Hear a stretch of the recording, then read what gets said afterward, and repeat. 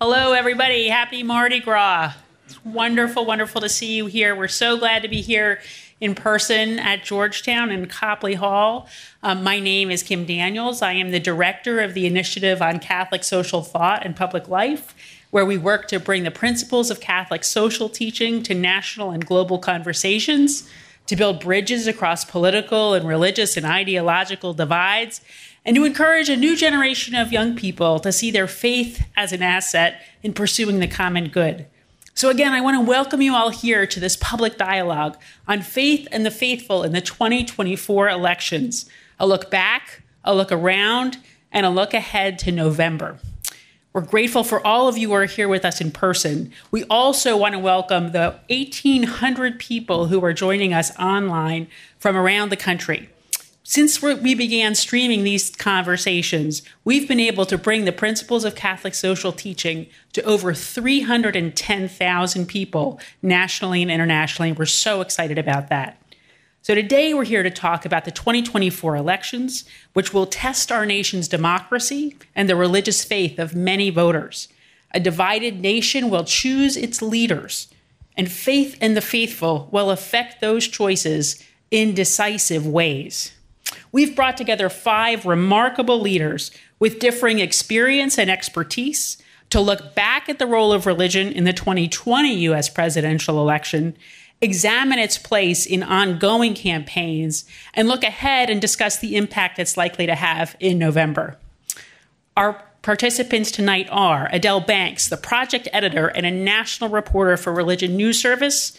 Before joining RNS in 1995, she was a reporter in Florida, Rhode Island, and New York. She won the 2014 Wilbur Award for her coverage of the 50th anniversary of the March on Washington.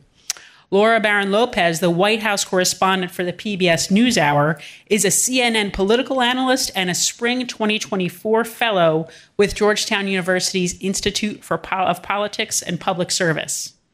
Ryan Burge, an associate professor of political science at Eastern Illinois University, is the author of several books, including The Nones, N-O-N-E-S, in 2023, and 20 Myths About Religion and Politics in America in 2022. He's also a pastor of the American Baptist Church.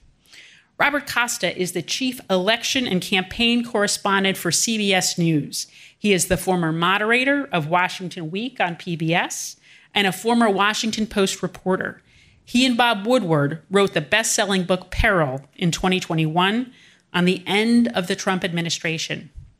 And finally, Michael Sean Winters, joining us online from snowy Connecticut. Michael Sean is a columnist for the National Catholic Reporter and a reporter at The Tablet, where he covers the intersection of the Catholic community and U.S. politics and public life. He is a fellow at the Center for Catholic Studies at Sacred Heart University. And finally, moderating our conversation tonight will be my friend and colleague, John Carr, the founder of the initiative and the former director of justice and peace efforts for the U.S. Conference of Catholic Bishops. Please help me welcome this wonderful group.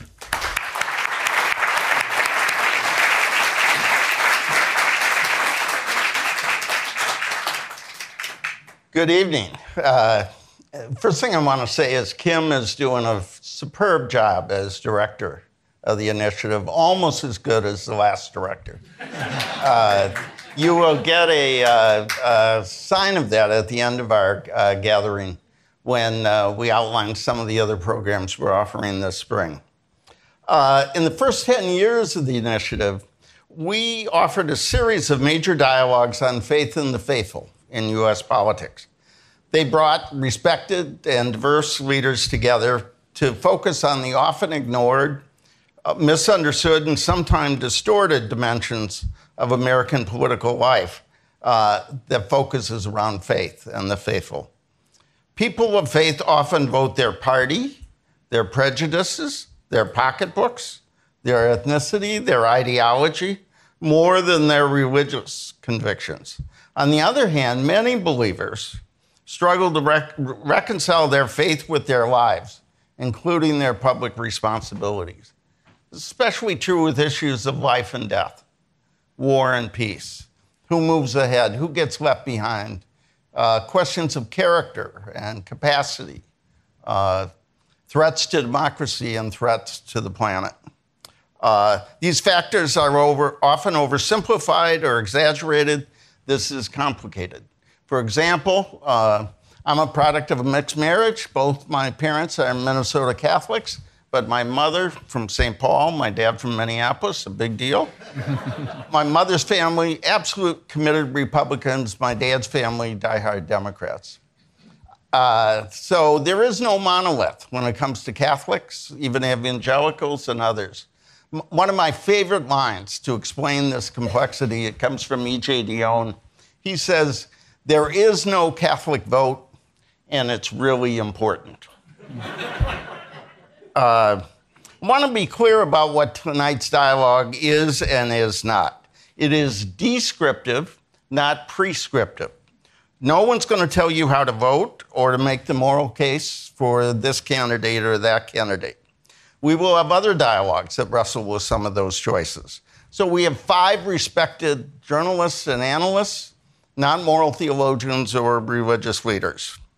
We've asked them to look back on the role of faith in the last campaign.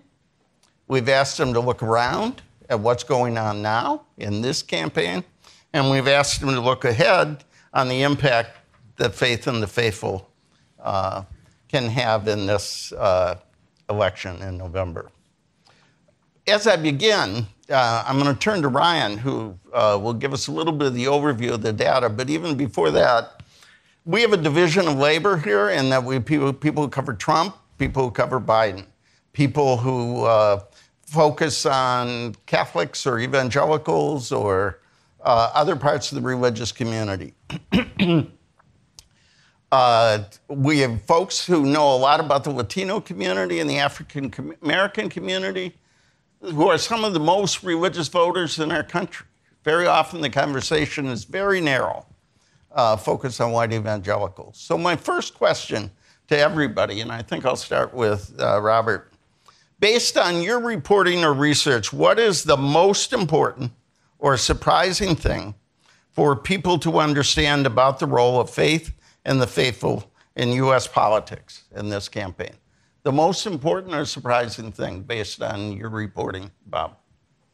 Well, thanks again, John, for the invitation. It's great to be back at Georgetown. And as we look at this election, to me, we're talking about 2024. But when I report on the question of faith in this particular campaign, I really think back to 2015, because I believe we are still in a political moment that can be traced back to Donald Trump's emergence inside the Republican Party as the eventual nominee in 2015, early 2016, where he overturned the norms about how the faith vote was courted inside the GOP. Instead of being something that was based on character appeals, trying to align in terms of persona with different faith communities, whether it's evangelicals, white evangelicals in Iowa, or traditional Catholics across the country, Trump offered them what was essentially a political bargain, a transaction, that even though he did not identify with them in terms of values or life history,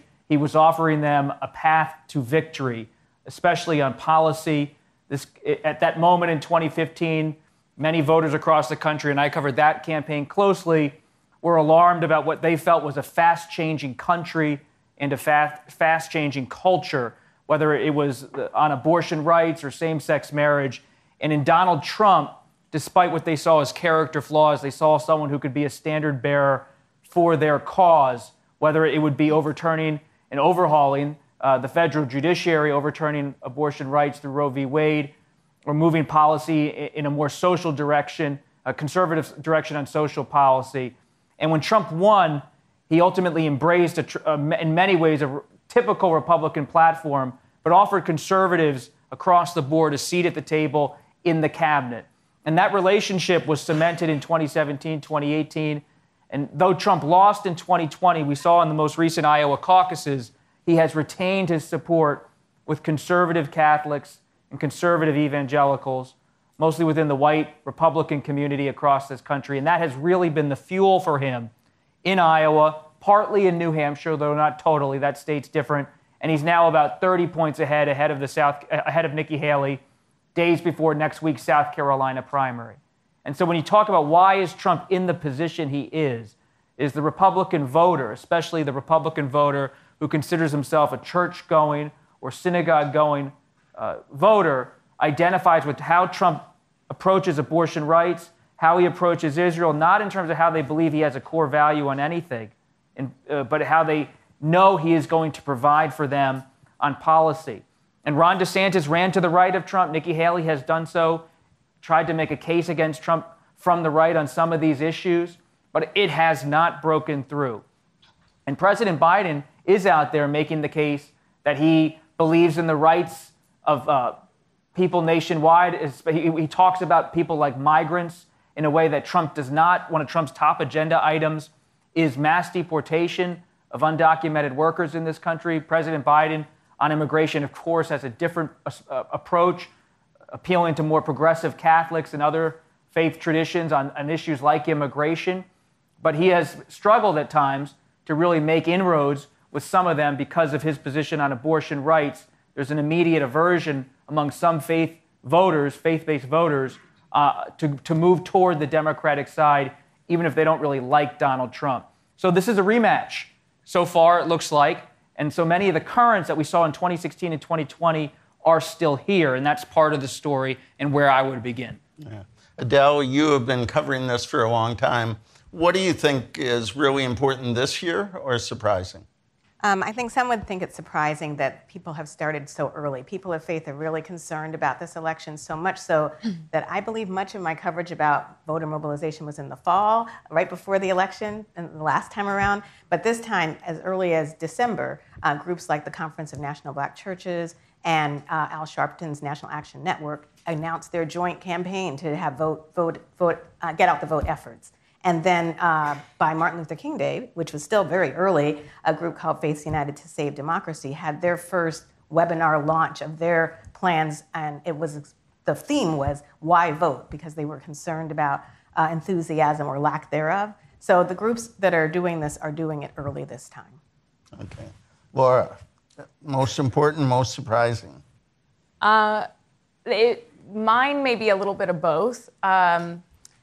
And it's to add to what Costa said, which is essentially one thing that I've been focused on, aside from President Biden, because I am the White House correspondent, is this increasing and growing movement of Christian nationalism across the country. And it is related to what Robert was talking about, which is that this is a growing movement, particularly amongst Republicans, and this belief that the country should be declared a Christian nation, that our laws should be governed by Christianity. And specifically, one of the subgroups within this larger movement, called the New Apostolic Reformation, is one that has ties. Its leaders, what they call their apostles, have direct ties to Donald Trump and his allies, have direct ties to House Speaker Mike Johnson. And so they are a growing section of the Republican base. And they are influencing Republican leaders and potentially influencing policy. And I think that it's something that we in the press need to pay very close attention to. Because they also believe very heavily in spiritual warfare, and that if it must come to it, it could potentially come to blows. And there were hundreds, potentially if not thousands, of New Apostolic Reformation followers, Christian followers, that were a part of the January 6th insurrection and that were there on January 6th and rioted at the Capitol. So that's something that we at PBS NewsHour have been following very closely, and its impact heading into the 2024 election. Brian, I'm going to come back to you in a minute for a fuller context, but what's one important or surprising thing people ought to know? In 1972, 5% of Americans claimed no religion on surveys. Today it's 30%. Amongst Generation Z, it's 45%. 45% of all Joe Biden voters in 2020 identify as atheist, agnostic, or nothing in particular. 45% of the Democratic coalition now is non-religious. Amongst the Republicans, it's 12%. I can tell you the Democrats don't even know that, by the way, because I told some of them that last week, and they were totally blown away by this fact. They think about what the Democratic Party is right now. It's a lot of old school Catholics when they're a crumbling part of their demographic. I think it's very interesting that 1/3 of Americans are non-religious, and yet less than 5 members of Congress claim no religious affiliation. I mean, we talk about, descriptive representation. We look completely odd in that respect. And I think the Democratic Party is going to have to try to figure out how to appeal to these growing number of non-religious voters. But at the same time, 90% of Muslims in America voted for Joe Biden in 2020. 88% of black Protestants voted for Joe Biden in 2020. So how do you hold together a coalition that's increasingly number of secular voters and then a significant number of black Protestants, Hispanic Catholics, Muslims, that have completely different views of things like separation of church and state and how much latitude religion should have in American life? And should a Catholic school be able to fire a teacher that comes out as gay? Secular voters would say, absolutely not.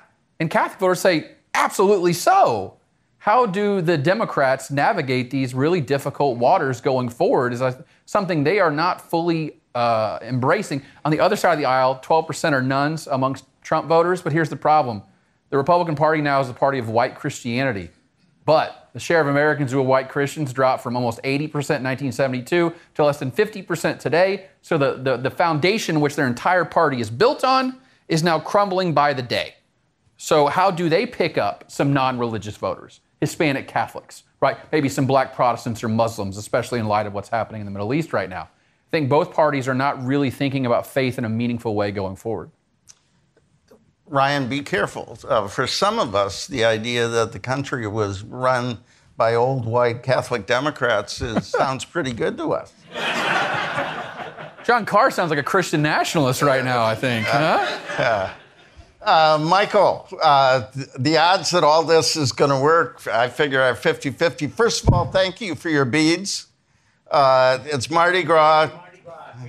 Yeah. Someone said, what do you think about doing this on Mardi Gras? And I said, I guess we need to get a life. What are you doing? I'm going to Georgetown for this wonderful panel. Michael is snowbound up in Connecticut, and we're really sorry he's not here. But as you can see, we have this elaborate thing. If you want to announce for president, Michael, we have the setup to do that. So before you do that, what do you think is the most surprising or important thing to know, the short version? I would pick up on your comment about EJ's great line about, there is no Catholic vote and they will decide the election. And just say, I think the number of Catholics who allow their faith to really dictate their politics is decreasing. And I think increasingly Republicans do not use their faith to challenge Trumpianism, and Catholic Democrats do not use their faith to challenge some of the more radical positions on abortion or transgender issues or things like that. And the number of Catholics who kind of really want to hold on to the integrity of their faith in its entirety is vanishingly small. That said, Georgia was decided by under 12,000 votes. Wisconsin will be decided by under 25,000 votes. So that and Catholics, unlike say evangelicals or some of the others, we straddle the electorate, right? We're not 80-20. It's 45-45 with kind of 10 in the middle, and they happen to be overrepresented in Wisconsin, Pennsylvania, Nevada, and Arizona. So I think that's the thing that I'm always going to be looking for is how does that group in the center break? Thank you, Michael. Well, let me turn to you, Ryan. This is an area where people have strong opinions and not a lot of facts. You specialize in facts. You're a combination of a professor, a pastor, and an expert on religion and politics. If you're not following Ryan on what's it called? Graphs About Religion? Graphsaboutreligion.com on my Substack. Please subscribe. Thank you. Yeah. How to get that you could use some marketing help with that. That's a great name, John. Yeah, it tells you what it is. Graphs. What I want to do at breakfast is graphs. But I don't think there's anybody smarter than Ryan on this stuff. So, look, you already started this, and so did Bob. Looking back at 2016, 2020, Trump won, Trump lost. And now looking around, what's the data show about the impact of religion on religious voters? So whenever I started grad school in 2005, we thought that religion was the first lens and then politics lived downstream of religion, right? So you had a theological worldview, then you thought about what candidate you're going to vote for based on how you interpreted the Bible or the Quran or the Torah or whatever. In the last 10 years or so, there's been a pretty significant revolution in the kind of work that I do, in that now we recognize that politics is the master identity and everything lives downstream of politics now. And we know that empirically to be true. So now what we know is that people pick their religion based on their politics. It's not the other way around. So if I'm a Democrat, I am not going to be in an evangelical church. I am probably going to find a mainline church if they still exist in my community, which they don't in many communities now, or I'm going to become a nun. If I'm a conservative, I am going to be an evangelical or maybe a traditional Catholic. Here's an interesting statistic. So we asked people on surveys, everyone, do you self-identify as evangelical or not? Everyone, not just Christians. We also asked Muslims and Jews and everyone else. In 2008, 16% of self-identified evangelicals attended church seldom or never. 16%, less than once a year. Today, it's 27% of evangelicals attend church less than once a year. If you look at the rising number of evangelical Catholics, guess what the most predictive factor is for that? Are you a Republican? There's a rise in evangelical Jews. They're 3 times more likely to say they're evangelical if they're Republican versus Democrat. Muslims are taking on the evangelical label now more and more. And what is the number one factor that predicates that? Are you a Republican or not? So what's happened is the word evangelical now has jumped the fence. It is no longer a term about, Jesus Christ and evangelization and all those things that I grew up with. It now means, am I conservative? Do I like Donald Trump? Am I Republican? And that's how the average American now is changing their understanding of religion to be more like politics. Let me follow up with that. It'd be interesting to explore. I'll look for this in a future graphs about religion, whether the identification of churches with politics might have something to do with people not choosing to spend a lot of time at churches. You already started talking about the coalition in the two parties. If 45% of the Biden vote is nuns, N-O-N-E-S, with a Catholic audience, you always have to spell it. Yeah, I thought he was saying. Yes. Well, our Friends at Network were started by nuns, and that's a great example of that. I could bring anything to a halt by saying the glory be, and everybody would follow. But so part of me says, is the Democratic losing its capacity to talk to the other 55? And you mentioned, we're going to talk later, Latino voters and African-American voters are among the most religious people in America. They're at the heart of the Democratic coalition. How is that likely to play out this year with these two guys? I'm just going to stop there. Yeah. So in 1972, 40% of all Americans were white Christian Democrats. 40% of all Americans are white Christian Democrats. Today, it's 13% of all Americans are white Christian Democrats. I wrote a post that went out yesterday called, the coming extinction of the white Christian Democrat. There is no great liberal tradition, white liberal tradition in America today. The Episcopal Church, you guys know that. I looked at the 20 largest majority white Protestant denominations in America. You know how many of them voted majority for Biden out of the top 20? 1. The Episcopal Church. 1. The ELCA, the Evangelical Lutherans, who are supposed to be the super liberal denomination, 52% voted for Trump in 2020. So don't take what the leadership's doing and take that down to the laity level. The laity are right of center, and the main line has always been right of center. And then we throw on top of that the growing number of non-denominational evangelicals in America, which are now 22 million. They're larger than the Southern Baptist Convention and the United Methodist Church combined now. Southern Baptist Church is now 13.2 million. 80% of them voted for Donald Trump. I mean, there is nothing on the other side of the ledger that balances out what's happening in white Christianity. It's all Republicans now. And the Episcopalians, you know how many Episcopalians go to church every Sunday in America right now? 375,000. in the entire country, 375,000. There are 13.2 million Southern Baptists. There are 22 million non-denominational evangelicals, and most of them go to church on a regular basis. So when I say there is no, grand liberal white Protestant tradition in America, that's the facts. And then the white Catholic vote was 55% for McCain in 2008. It was 60% for Trump in 2020. So the Catholic vote, the white Catholic vote is even tilting to the right as well. It's not 80-20 like white evangelicals, but it's trending in that direction over time. So when I mean like there is no counterbalance in white Christianity, it is almost always Republican by default now, when that wasn't true, by the way, in the late 1980s. If you sat in the average evangelical church in the 1980s, you were just as likely to sit next to a Democrat as you were a Republican. This has all been an invention of the last 30 years or so. And you know what that's doing for a lot of young people who are left of center politically? If that's what Christianity is, I don't want anything to do with that. And they're leaving and swelling the ranks of the nuns. Okay, N-O-N-E-S. N-O-N-E-S, yes, Sean. N-O-N-E-S. Bob is someone who understands that distinction. He's a domer, and we're very happy to have him at Georgetown. You've had a remarkable career from Notre Dame to the Wall Street Journal, National Review, Washington Post, PBS, now big shot at CBS in the election coverage. What's the question, John? Yeah. Well, I just wanted to point out you made a really good choice for your co-author for your first book. Thank you. Guy named Woodward. He lives down the street, yes. Bestseller. Well done. Amazing book. On the end, who could forget that scene of Trump with the Bible upside down in front of St. John's Church, and then going over here June to the 1st, John 2020. June 1st, 2020, quite a day. Amazing. If you haven't read the book, you ought to. Okay.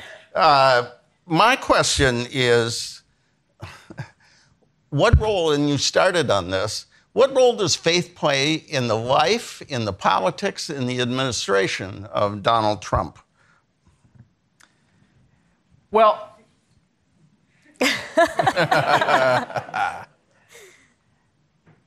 decades ago, faith leaders were always part of the conversation when it came to presidential politics. And you think about Billy Graham meeting with the presidents over the years.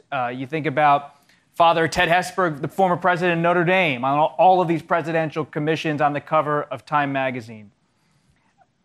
Whether Trump wins or not, I would offer something repertorial from the campaign trail that I believe is anecdotal, but I believe a phenomenon that's happening in this country right now in terms of faith and politics. I am seeing in my coverage almost every day a detaching of faith and discussion of faith from politics, and that voters, pastors, priests across the country, and I just encountered this in a recent reporting trip to New York, are choosing, especially after the pandemic, after the Trump era, to move away from politics, to not talk about politics in their churches as much.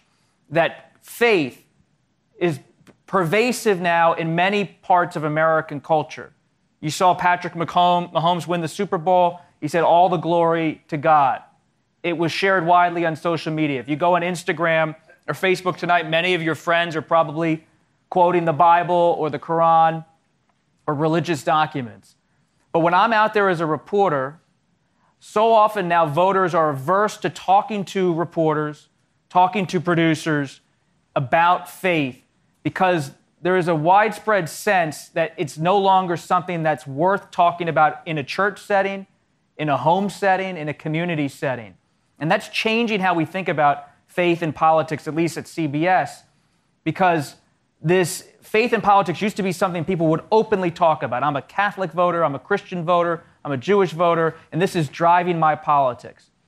But because of the desire for so many voters, Democrats and Republicans, to not engage in confrontational exchanges with reporters or with their neighbors or even with their own partners or spouses or family members, they're keeping politics very private.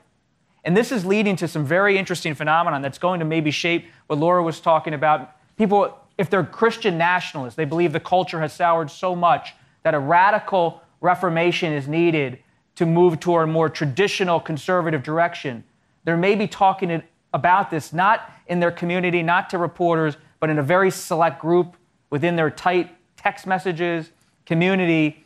And so there's a secrecy almost, a privacy to the discussions of faith that's making it harder to track. You use the phrase self-identify. So many people now are not self-identifying.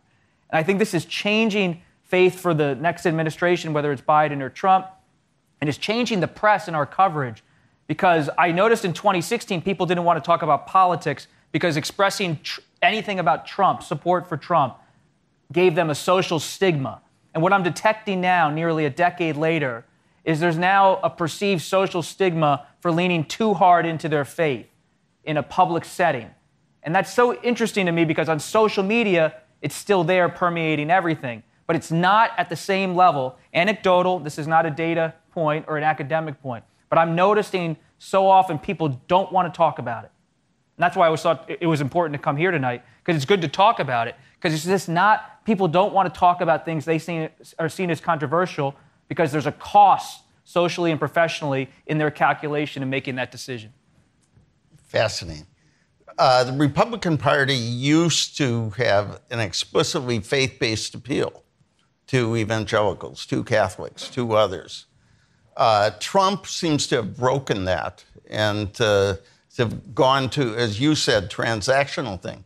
How does he reach out to those voters for whom faith is important, but they're reluctant to talk about it, especially in terms of politics? How does he deal with abortion? How does he deal with questions of religious liberty? Because religious voters are still a huge part of the Republican coalition.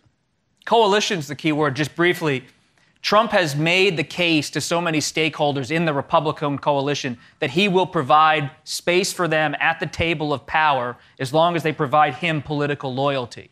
And there's an expectation, whether it's Speaker Mike Johnson, who's endorsed Trump and is very conservative on different social issues, that they may not love Trump, but he's going to provide for them on policy. And that's really changed the religious calculation for many people out there. There's a widespread dislike of Trump among many voters who still tell me all the time they will vote for Donald Trump, mostly because they also believe there's a view among many Republican centrist-leaning voters, center-right voters, that the Democratic Party is moving far left. Now, many Democrats would argue that's not a fair characterization of their party, but that perception, especially on issues like abortion rights, transgender rights, classroom curriculum. This is leading suburban voters in places like Virginia that elected Glenn Youngkin in 2021. But what we're also seeing is the activation of the non-voter. In 2016, Trump brought out what I would call non-voters, people who never participated in politics before, because they saw Trump as radical change who would provide them what they wanted with the economy, with the culture. In 2022, we saw the emergence of a different type of non-voter, often women across the country, men who support abortion rights. And they started coming out in red states in droves, having never participated in the process before. And that emergence of non-voters who are center-left is changing the electoral dynamics in 2024 because the Democrats keep coming back to the issue of abortion rights, knowing that while Republicans have won over many working-class former Democrats to their coalition with Trump and his appeals on immigration and trade and on religious issues, that non-voters, that 45%, many of them, and some of them religious voters who support abortion rights, are now key parts of the Democratic coalition. And both parties are trying to stoke those new groups to come out in droves. Thank you. Laura, you cover President Biden every day, the administration, now the campaign. Before you went to the NewsHour, I think you were at the Washington Examiner and Politico and covered the Democratic Party, Congress, the White House. Most importantly, now you're a geopolitics fellow. Welcome to the Hilltop. I think your discussion group is on threats to democracy. It is. I bet there's a lot of interest in that. I just want to share something. I was reading about Laura today and asked, why did she become a journalist? This is what you said. I wanted to become a journalist to ensure everyone's story is told, that the public is made to learn about those who are often ignored or overlooked, and to hold the privileged and powerful accountable. I've never looked back. That's a definition of journalism. So thank you for that. Thank you. How it's very different than what we heard from Bob. President Biden, how does his faith shape his life, his politics, his administration, and his campaign? And how will he try to reach out to religious voters? Yeah, well, as many of you know, the president is Catholic and a very observant Catholic, arguably, one of the most in modern history. He goes to Mass weekly.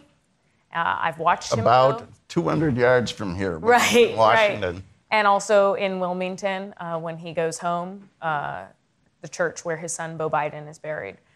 And he's incredibly observant. He's a very devout Catholic.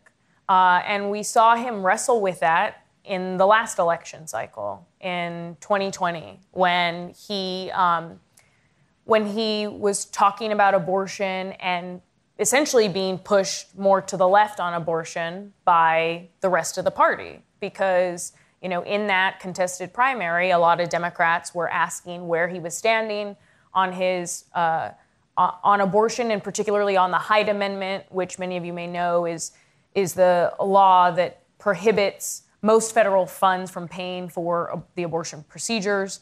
And then candidate Biden reversed his position during the campaign on that because of where the party was headed.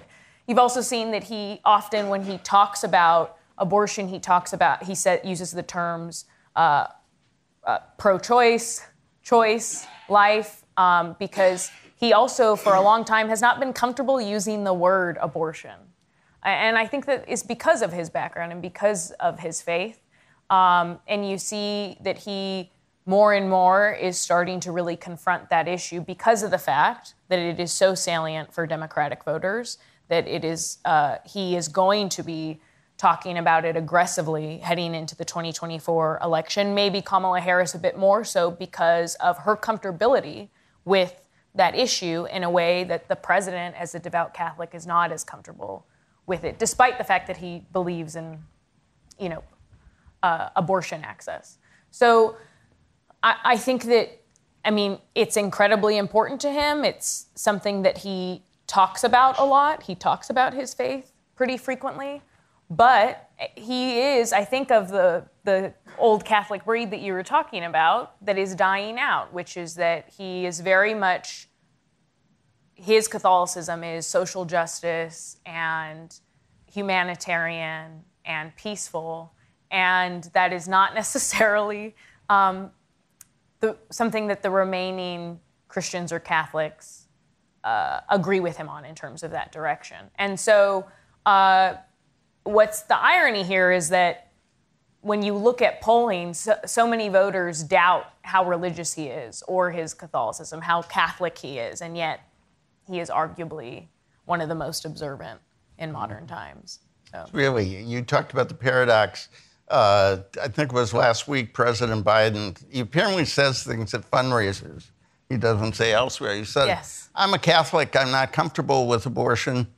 I supported Roe. I'm not for abortion on demand, yet the policies of the administration are for unrestricted abortion. Trump brags, I made the repeal of Roe possible, but then says restricting abortion at the state level is a mistake. So we have a pro-choice party led by somebody who has some doubts, and we have a pro-life party led by somebody who has some doubts, and yet for a lot of people, that's decisive.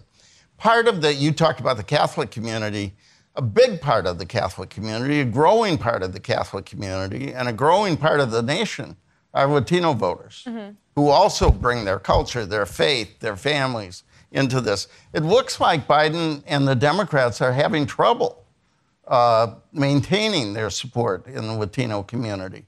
What do you think's going on there? And what do you think they're going to try and do about that? Yeah, I've covered Latino voters. I'm Latino, just so everyone knows. I also was actually raised Catholic.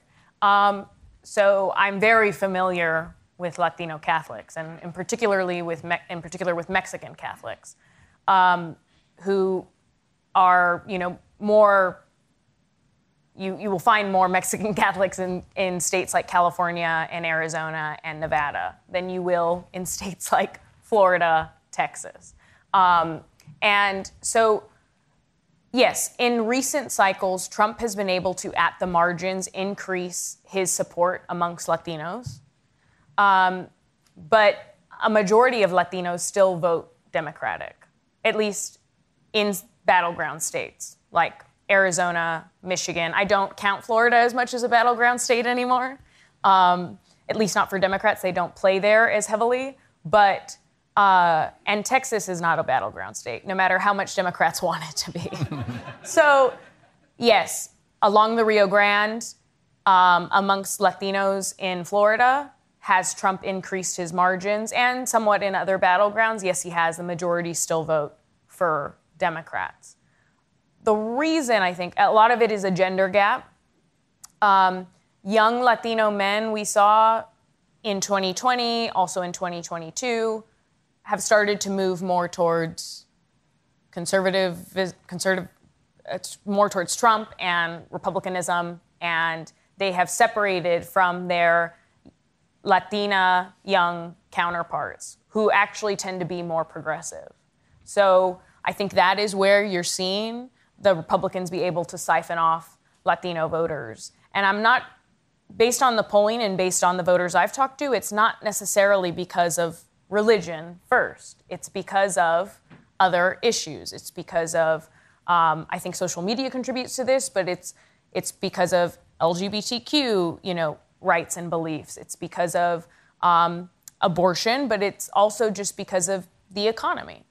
And whether or not they're able to get jobs in the perception that Republicans and former President Donald Trump was better on the economy, facts aside, and that is the public perception. And amongst younger Latino men, that is where you've seen Republicans be able to siphon off at the margins.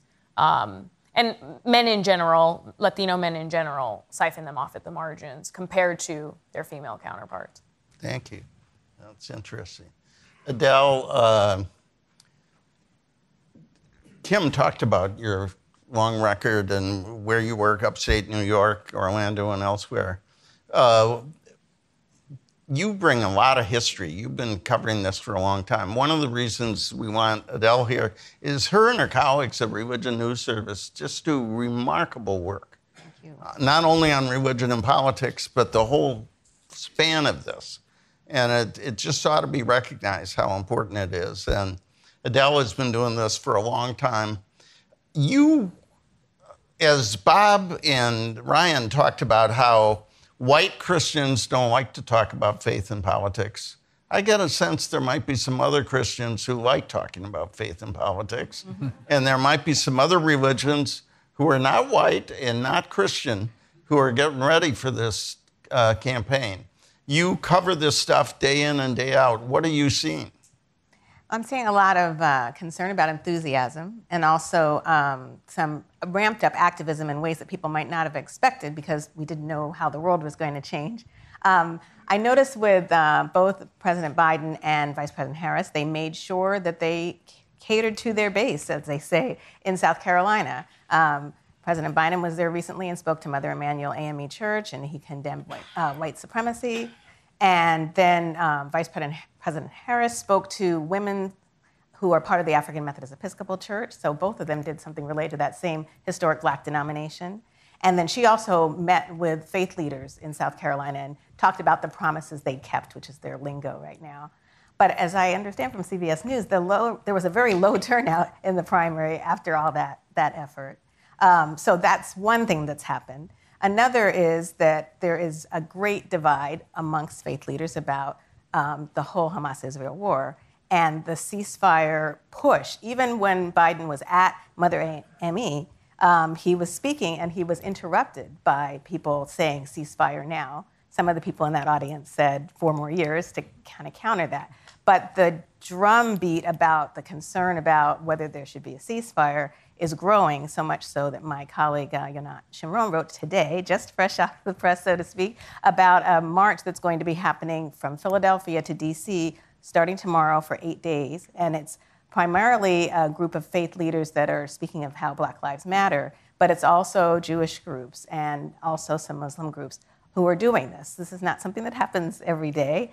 And then another colleague of mine, Fiona Andre, wrote about the Abandon Biden hashtag that is being another campaign of Muslims who are not comfortable with the lack of a ceasefire. So that is all like a whole new picture that wasn't around. I mean, some of the issues were there, but they're definitely there now more than ever. So those are some examples of different groups that are really concerned about the issues of the world, not just the issues of this country. And even back in November, I believe it's November, a whole lot of Black leaders put out their names on a New York Times ad about ceasefire. So this isn't like a new concern, it's a growing concern. And that's got to be a concern, I would imagine, for the Biden administration.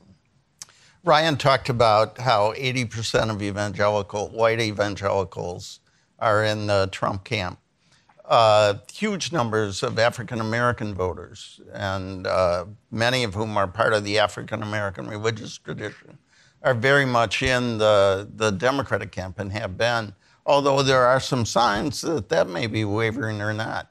What do you think's going on in the Black church, which you cover more consistently than anybody, about politics? Not necessarily these two guys, but what's at stake in this election? Well, some of the Black church leaders and leaders of other sorts are concerned about legislation that never happened, that they wanted to have happen, related to policing, relating to voting rights. They're very frustrated by that. So there's not really an answer, and so they keep asking for it. Also, a week ago, I attended a news conference with Bishop Barber and Reverend Theo Harris, who are part of the Revived Poor People's Campaign. And the interesting thing about that was it wasn't just these two leaders who were at the mic.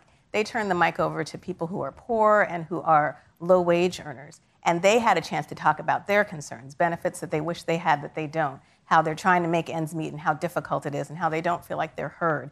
So come March 2nd, they're going to have simultaneous rallies at state capitals in like 30 states to try to let people hear them in ways that they haven't been heard perhaps in the past. And Bishop Barber says that if they are able to mobilize enough of the low-wage folks, that it could make a difference in some of these states where the margin of victory has been so narrow. So there are new ways and old ways that people are trying to do things to have their voices heard. Terrific. Thank you. Michael Sean, sorry you're not with us.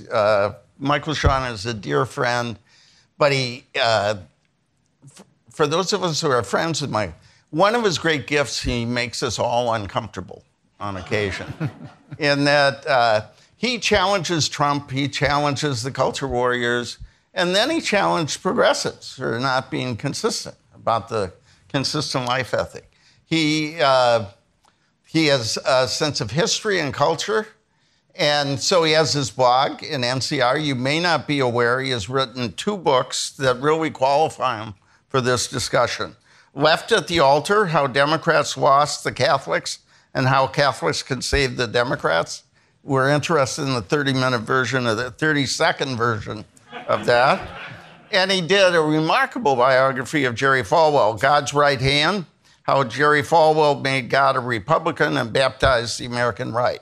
So you have looked at the religious right. You have obviously know the Catholic community well. 2 questions. One, sort of what's going on now? What's going on in the church? Pope Francis, the bishops, other groups. And related to that, what do you see going on in the campaign?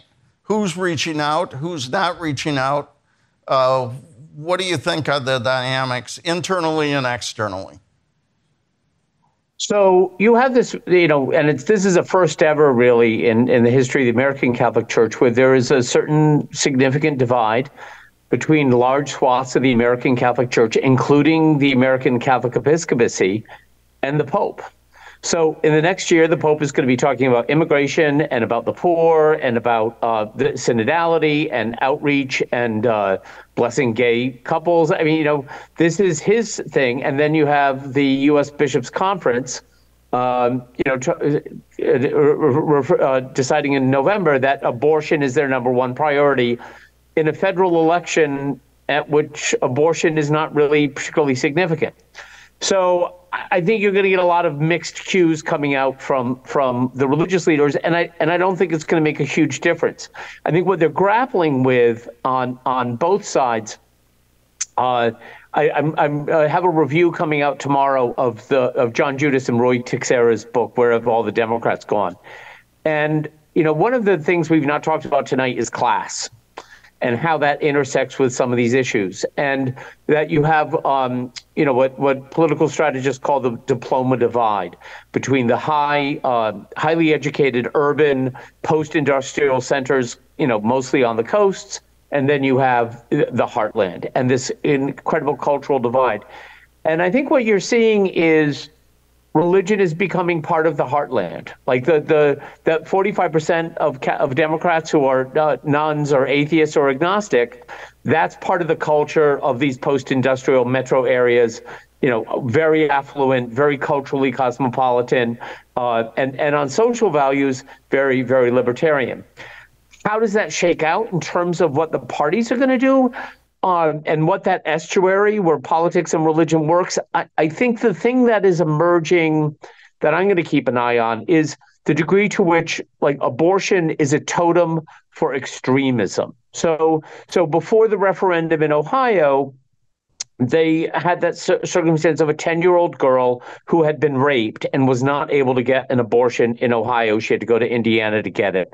Well, that means voters just say, if that's your sense of values about that circumstance, I'm not going to trust you. And that referendum, even in a red state that Trump won by 8 points, won pretty handily. I think the final vote was 57-43. But I think Democrats have to be very careful here because they can look extremist on abortion too. And I can't think of a race where a Democratic candidate got across the finish line on the abortion issue. I remember an article about 10 days before the Wisconsin Senate race in 2022 that said, Mandela Barnes leans into abortion issue to win Wisconsin Senate race. And he didn't win the Senate race. DeSantis and Abbott and Mike DeWine all signed restrictive abortion legislation after Dobbs and romped to re-election. When it's a referendum, abortion rights is always going to win. It's not clear to me how that plays out in terms of candidates. I'll note, though, in 2020, when you had those weird conventions because there were no people, in the room together, it was all virtual because of the pandemic. The word abortion was not mentioned once in the Democratic National Convention. Obviously, that will not be the case in 2024. One other little side thing that I suspect you're going to see. We talked about Gaza and the war there. I would be surprised if the Democrats do not lean in heavily in certain, like the Milwaukee area, where you have a lot of Eastern European Catholics, and they're going to lean in on the Ukraine issue heavily. In Pennsylvania, there are areas where you have large numbers of Polish communities. They're going to lean in because those people do not like Vladimir Putin. And I don't know how many voters that's going to sway, but I know, what, I'll ask Ryan, what was the difference in 2020 in Pennsylvania? It was under 100,000 votes. I mean, that's, the margins in these swing states are so small, peeling off some voters with very targeted messages can make the difference. It's fascinating.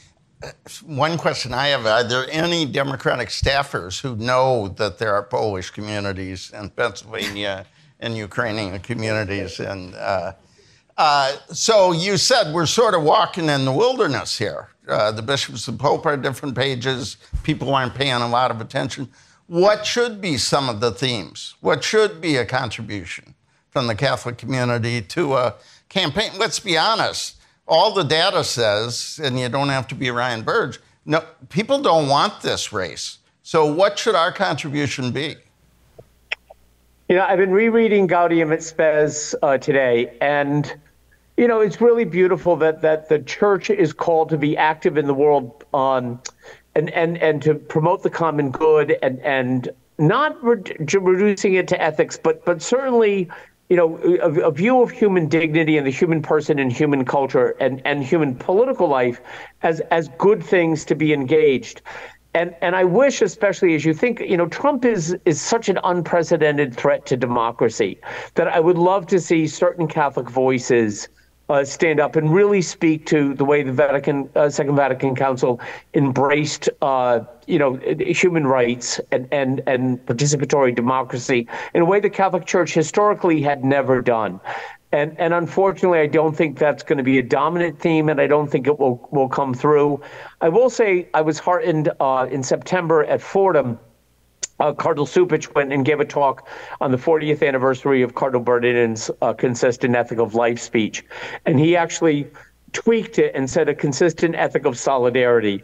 And I hope that's a message that comes through and breaks through a little bit in certain Catholic communities. Certainly in the Latino community, there's a kind of a cultural resonance to the idea of solidarity that I think Anglos don't have in our more libertarian and privatized understanding of religion.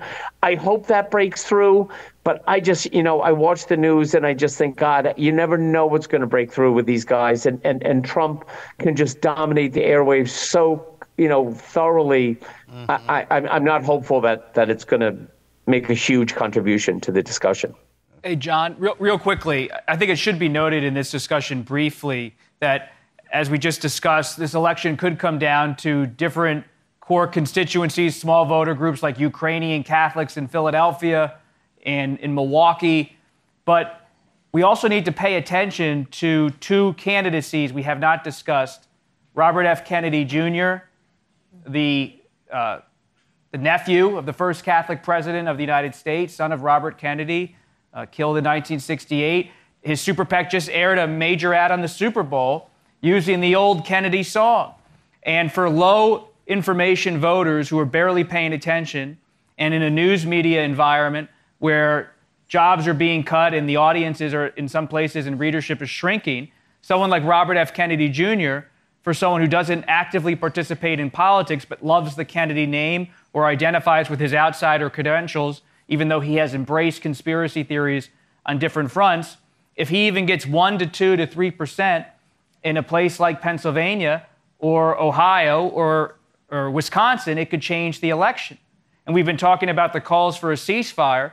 If Dr. Cornel West, also running an independent presidential campaign and running as a progressive who has a more left-leaning foreign policy view than President Biden, if he even accrues 0.5% or 1% or 2% in some of these states, it could be a monumental shift in the Electoral College. If he takes the vote away from President Biden, Kennedy could also, with his position on vaccines, against vaccines in some respects, could take away votes from the Trump coalition. That's why you see President Biden, I was just with him, covering him in Michigan, going to the UAW, trying to get this old Catholic coalition, Christian coalition of traditional Democrats, black voters in the South, in South Carolina and elsewhere, Latino voters across the country, the union voter, because so often politics for Democrats has been framed in a moral justice phrase. And for many baby boomer candidates and politicians, the 60s overwhelms their sense of politics. And they have that sense of social justice. And they read E.J. Dionne and they think about politics through that prism. But because Trump has had such an upheaval, he has stolen away so much of the Democrats' playbook. He has said, I don't care about your push for moral justice. I'm going to argue for economic justice on the class point and going to say we're going to be the party of union voters. We're going to be the party of closed borders or stronger borders. And that has real appeal to people who might have listened to the calls for moral justice from Democrats and faith-based appeals in the past, but it falls on deaf ears if they feel like their economic survival is at stake. Yeah. This has been exceedingly rich. Let's go directly to questions. And we have a couple microphones, so over here. Hi. Quick question. Sorry, thanks. Hi, thank you for this discussion. On a No Labels campaign, Mitt Romney, Joe Manchin, rumors of a No Labels campaign, is there a way for them to capitalize on the ambiguity of religious voters who don't feel like Biden or Trump really represents their politics or their religion? Is there a way for them to capitalize on that in a No Labels? Terrific. Let's take one other question right away, since we got a bunch of hands up over here, back here. Good evening. I was wondering what the panelists have to say about, there's a lot of young adult, especially from minority communities, who have apathy regards voting. And that's regardless of their religious stance or not. They don't like the two candidates. So what does that mean for young adult voter turnout and how that's going to impact the two candidates? Sure. So no labels and frustration with the choices? I'll take no labels apathy. very quickly. For no labels, if there is a no labels candidacy, which is still TBD, but if they mount a campaign, whether it's with Senator Romney or someone who has that kind of traditional Republican appeal, I would pay close attention to two states, Utah and Arizona. If no labels can get ballot access in those two states, which have significant LDS Mormon population, which is a Republican group that's often been critical of Trump, that could change the whole electoral map. Because it's going to be very hard for Trump to win the presidency if he does not have Arizona and Utah in the electoral column. And so it's still very much up in the air what no labels does. Kennedy and Cornel West are the only announced independent candidates, but no labels could cut into Trump's whole map. And they don't need to win everywhere. If no labels does a candidacy, it just needs to win one or two states, maybe not even win, but just keep Trump below the threshold of winning the electoral college. Apathy among younger voters. For the enthusiasm issue that you just brought up, it is a big issue. The African Methodist Episcopal and Christian Methodist Episcopal denominations, their bishops just announced in Georgia they're going to be working together. And one of the things they talked about, as reported in some Atlanta media, is listening sessions to hear what these young people are concerned about so that they can counter that and hope they can convince them to still go to the polls. RNS recently had a story by my colleague Catherine Post about black nuns, N-O-N-E-S. And that's got to be a challenge for these faith leaders who are more likely in black churches to be giving sermons about voting and about the election. And they may not be there to hear those messages. So how do you get those messages to them other ways? That's going to be a big challenge. Laura, comment on the generational and the apathy thing? Yeah, I would just say that in recent election cycles, young voters have turned out in increasing numbers.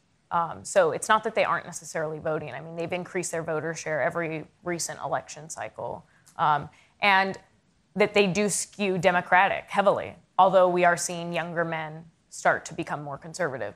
But they're incredibly important for President Biden's coalition. They were key to why he was able to flip states like Georgia and Arizona and why he was able to win back, Michigan and Wisconsin and those states. But I would say that young voters care very deeply about a lot of things. They care very deeply about guns. They care very deeply about climate change. And they care very deeply now about the Israel-Gaza conflict. And so are they not enthusiastic about Biden? Yes, that's true. They're not that enthusiastic about him. Would the majority of that vote share, is it going to go to him? Yes. And if it doesn't go to him, then they may sit out. I'm not sure they're going to vote for Cornel West so much. You hear a lot of them that I talk to say that they may just not show up because they are so upset with President Biden about his handling of Israel and his policy in Gaza. So the administration Biden is paying much more attention to that right now. He just had administration officials go to Michigan, to Dearborn, Michigan, to sit down with Muslim leaders because they're very aware of it.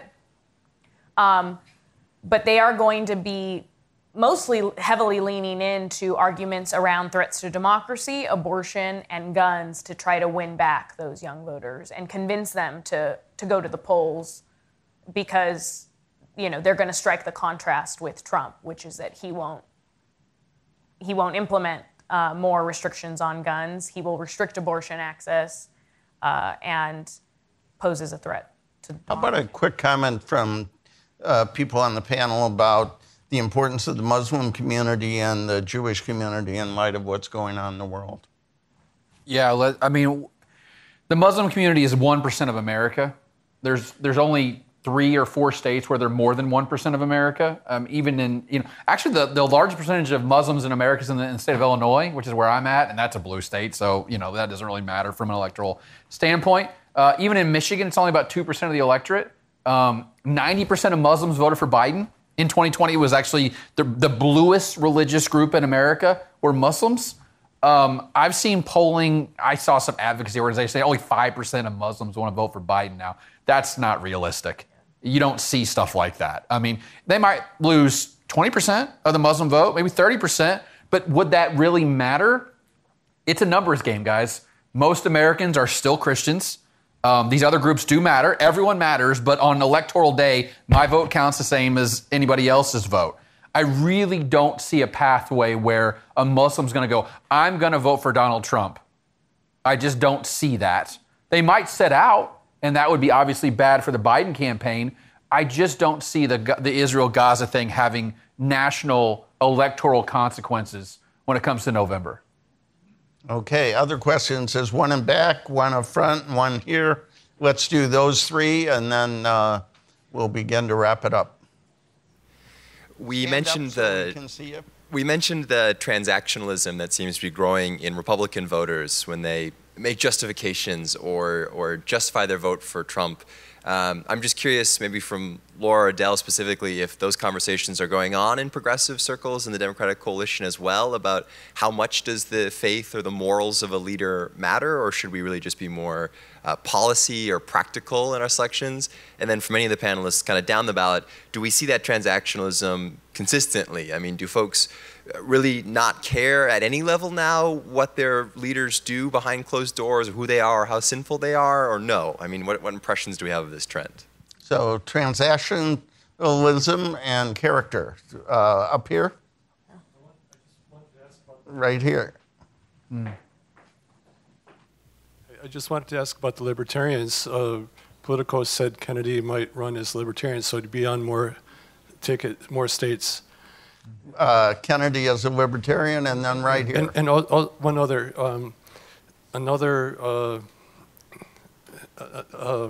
people voted against Hillary in 2016 more than they voted for Trump. I think he was still kind of a grade B actor then. So I think they voted against a candidate, So in the no labels, I'm thinking Gabbard, because they'll go for name recognition, and she might win some of the QAnon vote or something. I don't know. If you think Muslims are small, the QAnon folks are interesting. And one back there. Trying to remember all the questions.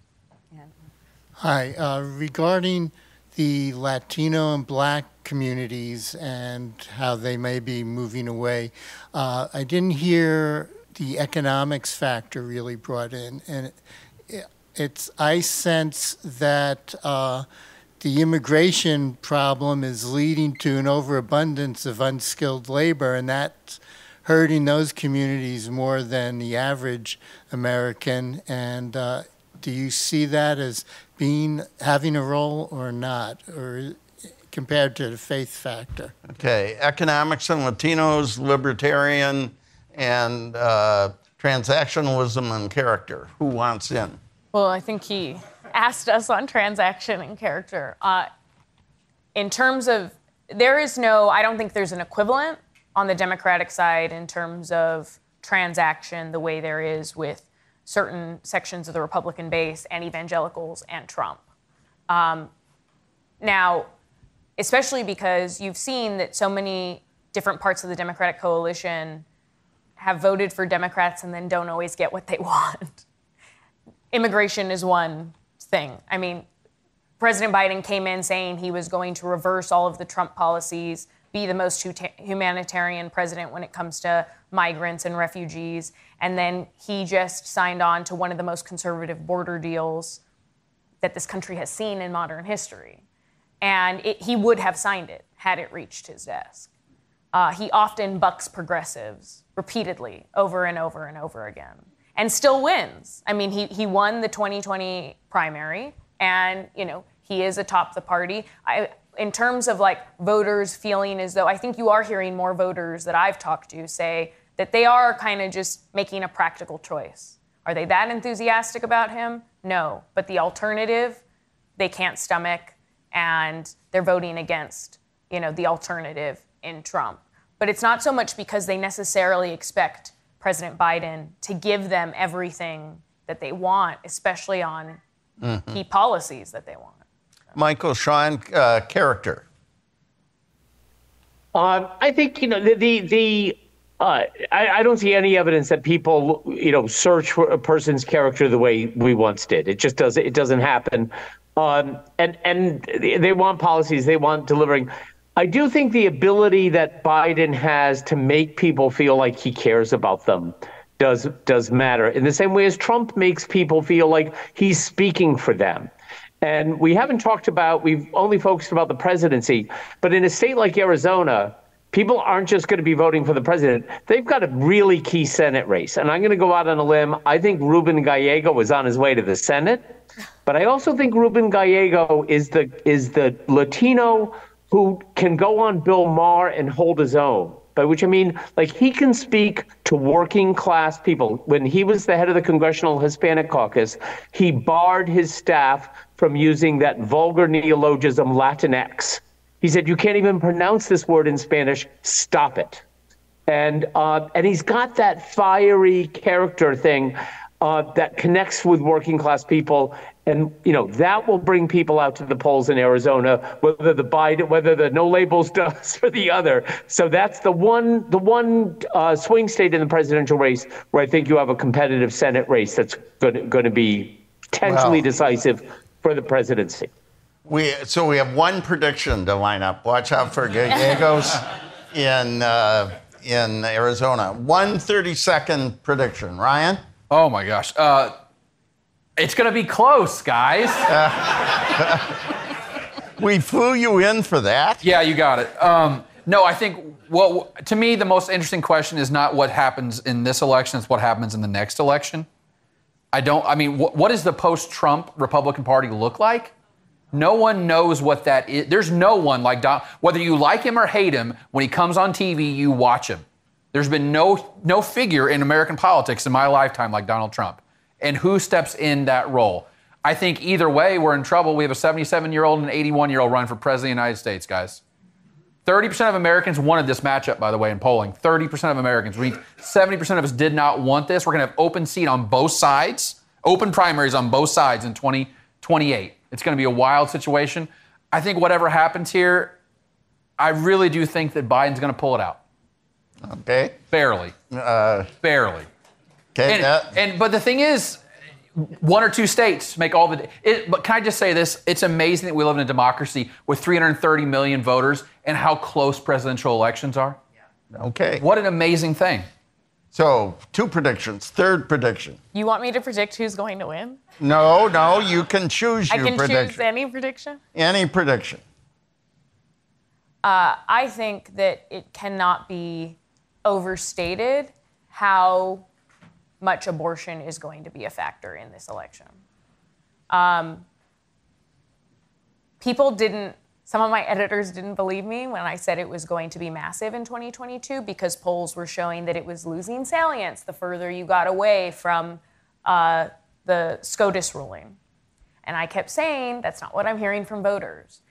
And speaking to this silence that Bob was talking about earlier amongst voters and this tendency to not want to say necessarily the way their vote is, what's driving their vote. I was talking to women, older suburban women, not even just younger suburban women in Pennsylvania. And they were telling me, I'm voting for Fetterman and Biden. I'm voting blue in 2022. It was Fetterman, not Biden, but they were voting blue because of abortion, because of their granddaughters. And some of them were telling me, I'm not telling my husband. And because their husband may be more conservative. Mm-hmm. And so there is a silent abortion voter. And you saw it also in exit polls. And that abortion helped Democrats battle the economy almost even. And that's why they didn't have that's why there wasn't a massive red wave in the House. And that's why Democrats gained a seat in the Senate. So I think that abortion is going to be one of the biggest issues this election cycle. Adele. I'm not a political predictor, but I will say that the clergy who are caring about these issues, I think you're going to see them continue to be more vocal than maybe they have been in the past because they feel like they don't have a choice. And that's what we're seeing already. So I think that's going to continue through the election. Okay. Robert? With both of the likely nominees skewing older in age, there's going to be more attention on the vice presidential debate, the vice presidential selection by the Republican nominee. And I believe faith will be an element that will be in the spotlight.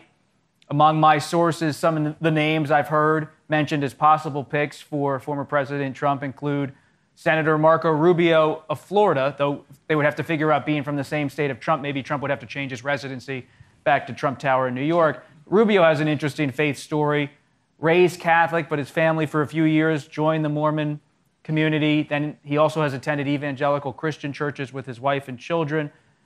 Governor Doug Burgum of North Dakota, someone who's not on many people's radar, but very much in the Mike Pence mold, someone from a different part of the country, Christian, traditional Republican who could help shore up Trump with both of those groups. Sarah Huckabee Sanders, the new governor of Arkansas, her father, the famous former governor, pastor, faith leader in the Deep South and nationwide on conservative media now.